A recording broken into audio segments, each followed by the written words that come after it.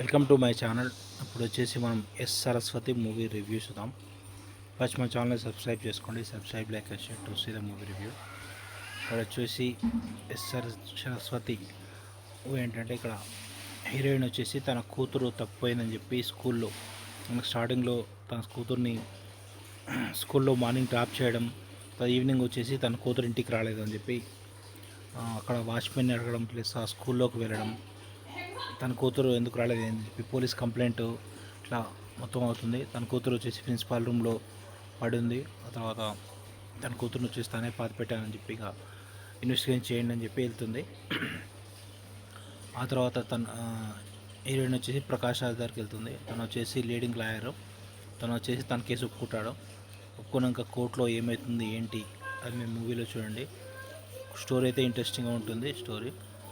ఆ తర్వాత తను వచ్చేసి ఇంకా సెకండ్ హాఫ్లో ముగ్గురిని చంపేస్తుంది. ముగ్గురు మెయిన్ వాళ్ళు కలెక్టర్ మెయిన్ పొజిషన్లో, గవర్నమెంట్ పొజిషన్లో ఉన్న వాళ్ళని వచ్చేసి వాళ్ళు రేప్ చేశారని చెప్పి అంటారు.